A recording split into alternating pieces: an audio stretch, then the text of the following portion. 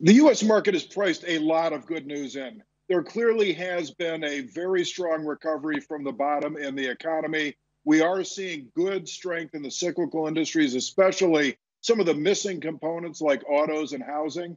But the rise in COVID cases does raise risk to the services part of the economy. We've talked about stimulus. The market thinks it is going to come. They're just not sure when. And then you've got the risk of the election, which is really not going to be known the night of the election. And that's really a big difference between 2016 and today. You knew the night of the 2016 election that it was a Republican sweep. The market would like it, and it would be bad for interest rates. We're going to need to see not only the presidential results, but the Senate results. And then even beyond that, what kind of personnel choices does the new president make, and what does that say about policy?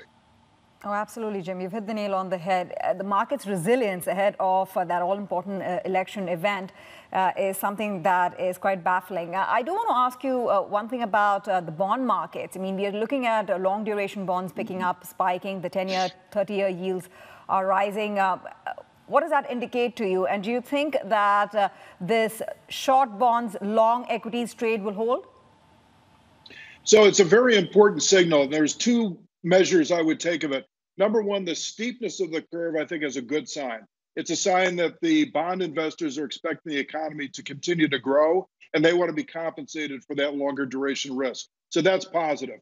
The level of interest rates is still very low. The 10-year Treasury at 80 basis points is still a very stimulative level of interest rates. And we think on a 6-month basis probably has seen the majority of its rise. So I take overall the steepness as being a constructive sign for growth over the next 6 to 12 months. What would be your safety trade ahead of the all-important election event, essentially trying to circumvent the election risk? Well, so what you could do is really, if you look at who will benefit and who will be hurt in a Biden win or in a Trump win, the sectors that are most favored under a Democratic administration would include healthcare services because services volumes should go up, and also utilities because higher corporate taxes will be passed through by utilities as opposed to other corporations. And the winner in a Trump reelection would include the energy, basic material stocks, and financials. So that would be one way to play the potential election outcome. But I would caution that unlike 2016, we don't think that the night of election is likely to give you that clear signal about the likelihood of policy over the ensuing 12 months.